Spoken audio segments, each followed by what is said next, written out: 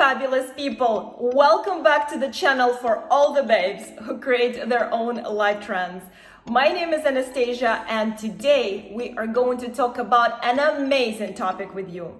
Today we are going to talk about how to travel Greece, and more specifically, the best way to travel between the Greek islands and the best way to travel once you're on the island. It doesn't matter if you are traveling to Santorini, Crete, Paros, Mykonos, doesn't matter. Today we are going to cover it all. But before we begin, if you are new to this channel, I would be so grateful if you consider subscribing. If the vibe of this channel and my vibe resonates with you, please consider.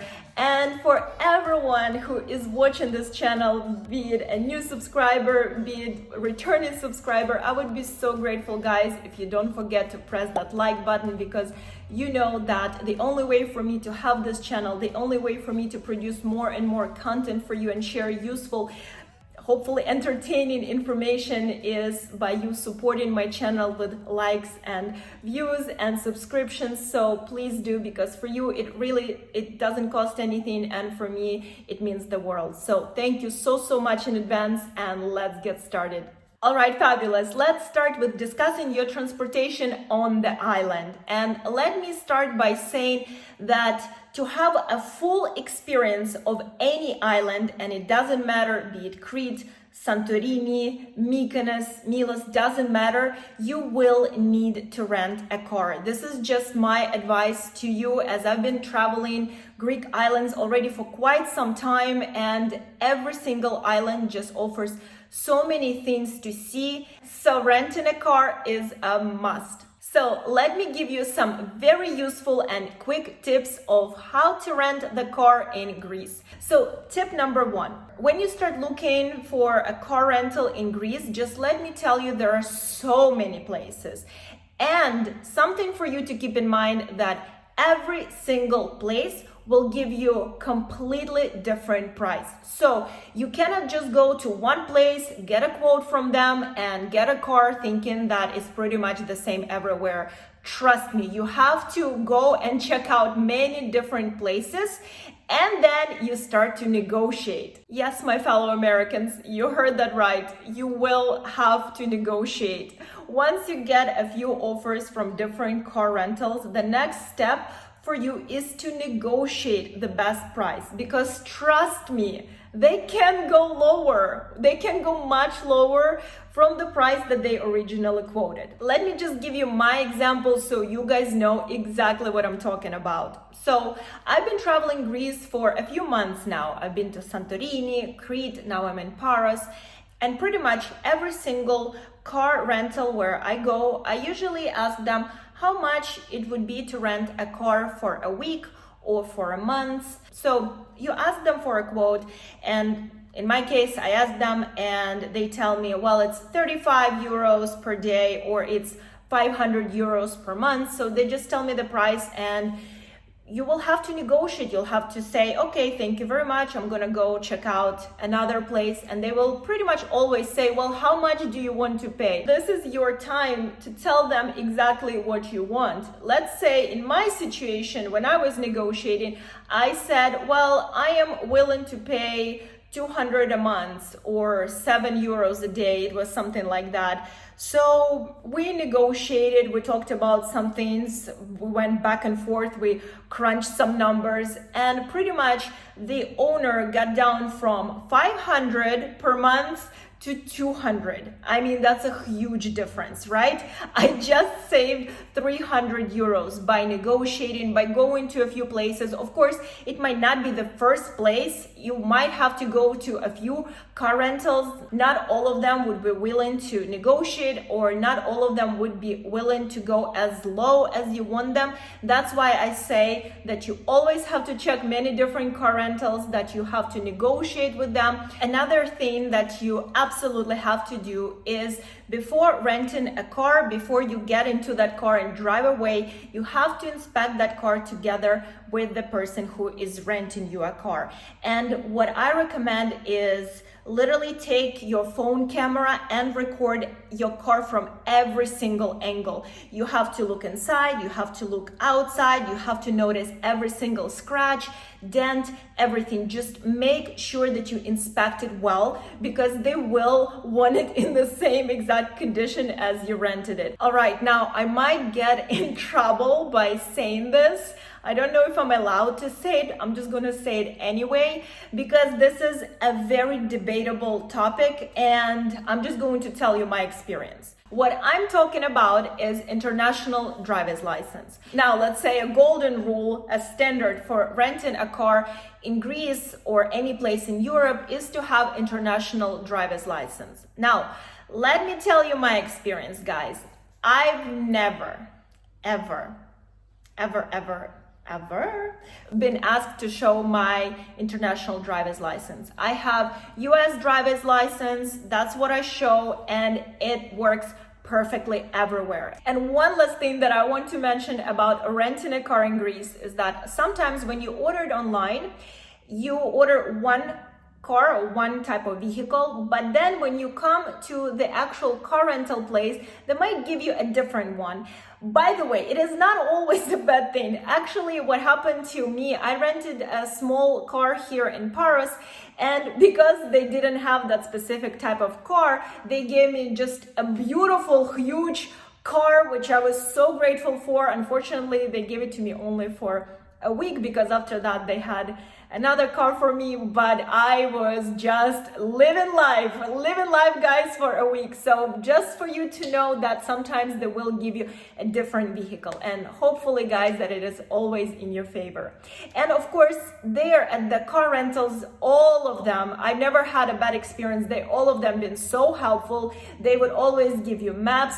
They will always tell you the best beaches on the island, the best restaurants. They will tell you exactly the directions of how to get from their place to the place that you rented. Now let's talk about traveling between the Greek islands, and more specifically, let's talk about ferries. All right, first things first, where do you get your ferry tickets? There are two ways to get them. Well, I'm sure there are more than two, but the most popular ones are, if you're already in Greece, there are so many places where you can get them. Pretty much it's on every single corner. There are big offices with huge signs outside screaming at you, please purchase your tickets from me. So there are a lot of them. Once you're on any Greek island, you will have no issues seeing those signs and purchasing your tickets. Another option, if you're still in the States and you just want to plan in advance, which I strongly recommend, especially if you are coming to Greece in a high season, you can go to ferryhopper.com and purchase your tickets there. It is very fast, very convenient. And what I also recommend is for you to get those tickets as soon as possible. As soon as you know your dates, get them. Again, especially if you are traveling during the high season, because the prices do go up the closer you get to the date of your traveling. The second thing, guys, that I strongly recommend, and I cannot stress that enough, make sure to give yourself plenty of time to arrive to the ferry. And let me tell you why. Because what happens, Fabulous, is that your ferry arrives to the port. And usually to get to that ferry from the town, there is a long road. And usually there is just one road. So what happens is that everyone is trying to get to that ferry, causing a traffic for hours. And imagine you are stuck in your vehicle, you can't go back, you can't rush the traffic, so you just stuck. You are stuck and you're standing there looking at that ferry which is about to depart, and you don't know what to do. And what happens a lot of times is that people literally leave their vehicles in the middle of the road and they rush with their huge bags under this excruciating heat down the steep hill just to make it in time for that ferry. Now, another very important thing for you guys to keep in mind is that when you are getting your tickets for a ferry, make sure that you tell the guy what kind of ticket do you want. So the first type of a ticket is an economy ticket, which means that you do not have an assigned seat. So you just go to the ferry and you can choose from any free spot. Usually it's on a deck, and then you can just go and sit there.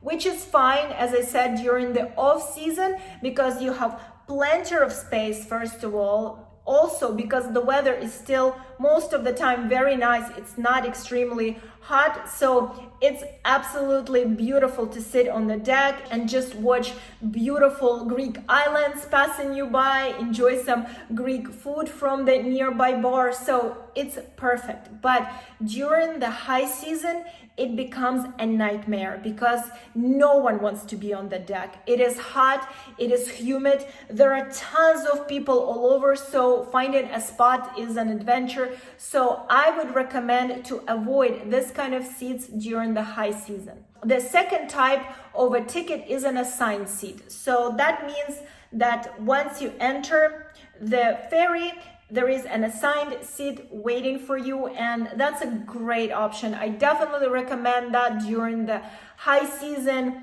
It will just make your experience so much more pleasant. And then finally, a business class. And business class is great if you are specifically traveling overnight, because this way you'll have your own room and you'll have all that convenience and privacy. One thing that I think is definitely worth mentioning is that once you're at the entrance of the ferry, especially if you've never taken a ferry before, which I've never taken a ferry before, it can get a bit overwhelming because you have this huge entrance where everything goes. And I'm talking about people, cars, trucks. You just enter it all together and it can get a bit overwhelming. But then you kind of see where people are going, you leave your bags usually downstairs, and then you take an escalator upstairs, and then you kind of get your bearings very, very fast. Now, once you left your bags and went upstairs, there you can find many different things. You can find a few bars which offer some snacks and some juice, even alcohol beverages. I believe some ferries also have restaurants, at least one. There is also a gift shop where you can do some shopping. I believe some ferries even have showers, which is incredible. And also, one last thing that I wanted to mention about ferries is that I was absolutely blown away by how clean the bathroom was on my ferry. I would take ferry ride over airplane any day of the year. It's an incredible experience. You get to enjoy the stunning views, Greek food, you get to relax, you don't have to go through the customs, security, you just avoid so much hustle as long as you follow all those steps and tips that I shared with you today. And that's a wrap, fabulous. I hope you found this information useful and beneficial. And if you're planning a trip to Greece in 2021, leave me a comment below. Let me know. Share with the community. We would love to know who is actually planning their vacation to Greece in 2021. And if you haven't done so, you know what I'm going to ask you. Make sure that you're pressing that like button. Make sure that you're subscribing. And I will see you all in the next video. The biggest kiss from Greek islands.